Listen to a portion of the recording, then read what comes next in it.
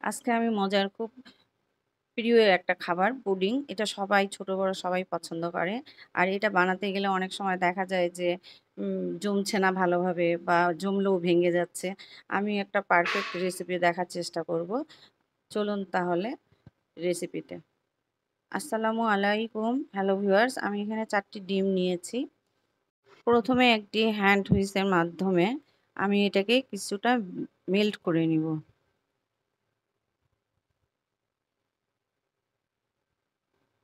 ভালো করে মেল্ট হয়ে গেলে এরপরে চিনি দিয়ে দিচ্ছি। চিনি আমি ১ কাপের একটু কম দিছি। মিষ্টিটা আপনাদের মতো করে দিবেন। আর ভ্যানিলা এসেন্স দিয়ে দিলাম ১ চামচ। এখন এটাকে ভালো করে মেল্ট করে নিব চিনি গলানো পর্যন্ত।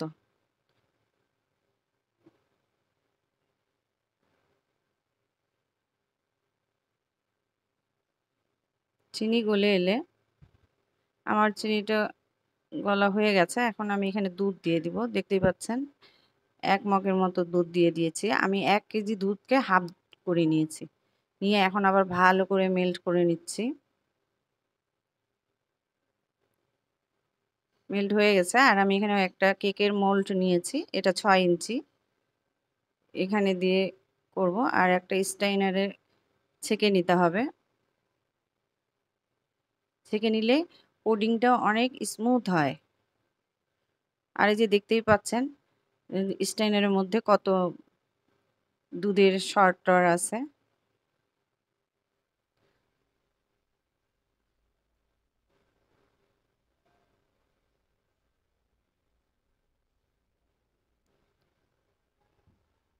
হয়ে গেছে। এবার আমি এটাকে একটা ফয়েল পেপার দিয়ে ভালো করে মুড়িয়ে নিব। সাইড দিয়ে এভাবে মুড়িয়ে টাইট করে দিতে হবে যেন পানি-টানি ভিতরে না যেতে পারে। আর আমি এটা চুলায় করব। পুডিং বানানো খুব সহজ। যারা নতুন গৃহিণী তারা ১ম বার দেখলে এটা করতে পারবেন। আমি একটি কড়াই বসিয়ে দিয়েছি, একটা স্ট্যান্ড দিয়েছি। আর এর উপরে আমি এটা বসিয়ে দিচ্ছি। বসিয়ে পানি দিয়ে দিব। আর চুলার জাল একদম মিডিয়ামের মতো করে মিডিয়ামের থেকে কম দিয়ে রেখে ২৫ মিনিট লেগেছে আমার। এই ২৫ মিনিটে আমি দেখাদেখি করিনি। জালটা ঠিকমতো দিয়ে ঢাকনা দিয়ে দিবেন। আর ২৫ মিনিট পরে চেক করবেন। আমি পানি দিয়ে দিলাম পরিমাণ মতো। ২৫ মিনিট পর আমি ফিরে আসলাম। ফিরে এসে এখন আমি এটাকে চেক করে দেখব।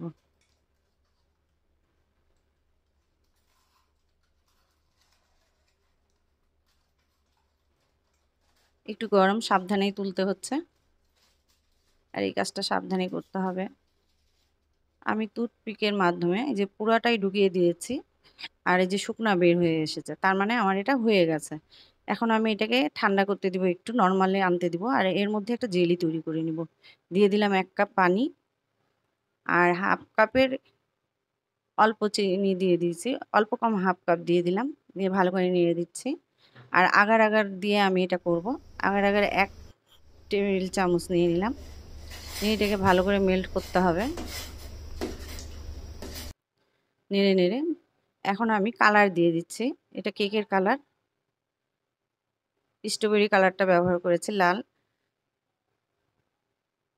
কালারটা একটু বেশি দিয়েছি যেন দেখতে সুন্দর লাগে। আর পুডিংটাতে জেলিটা কখন বসাতে হবে যে পুডিং যেন একেবারে ঠান্ডা হয়ে না যায়। কুসুম গরম থাকতে হবে। নাহলে কিন্তু জেলিটা থাকবে না, উঠে আসবে। আমি এখন পরিমাণ মতো এখানে জেলি দিয়ে দিচ্ছি। আবার ফয়েল পেপার দিয়ে ঢেকে দিচ্ছি। আবারও বলে দিচ্ছি পুডিংটা কিন্তু একটু গরম থাকতে হবে। নাহলে জেলিটা বসবে না, সেট হবে না। এই তো ফিরে আসলাম। জেলি জমাট বাঁধার পর্যন্ত অপেক্ষা করেছিলাম। আধা ঘন্টার মধ্যেই জমাট বেঁধে যায়। ফ্রিজে রাখলে আর একটু তাড়াতাড়ি হয়ে যায়। আর এই যে চাকু দিয়ে মোল্ড আউট করতে হবে। খুব সাবধানে এই কাজটা করতে হবে। আস্তে আস্তে করে সাইড দিয়ে ঘুরিয়ে এখন আমি প্লেটে নিয়ে নিব এটাকে।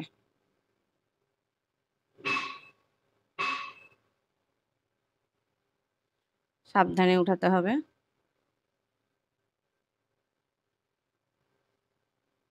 হ্যালো ভিউয়ার্স, দেখতেই পাচ্ছেন পুডিংটা আমার কি সুন্দর হয়েছে। আমি এটাকে আবার উল্টিয়ে জেলি সাইডটাকে সামনে আনবো।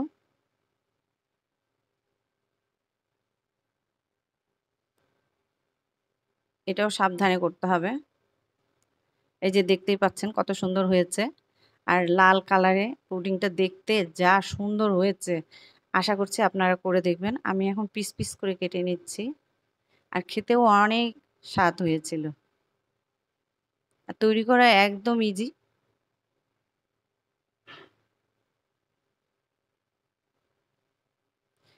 আমার ভিডিওটি যদি ভালো লাগে তাহলে অবশ্যই একটা লাইক দিবেন। আর আমার বন্ধুদেরকে অনেক অনেক ধন্যবাদ যারা এখনও আমার চ্যানেলটিকে সাবস্ক্রাইব করেননি। প্লিজ আমার চ্যানেলটিকে সাবস্ক্রাইব করে নেবেন। এই যে আমি ডেকোরেশন করছি, আলাদা একটি প্লেটে এটাকে সার্ভ করে নিচ্ছি। আর দেখতেই পাচ্ছেন কত সুন্দর পুডিংগুলো হয়েছে, খেতেও অনেক টেস্টি হয়েছিল। রোজা থেকে খেতে খুব ভালো লাগে। সবাই করবেন, সবাই ভালো থাকেন। আল্লাহ হাফেজ।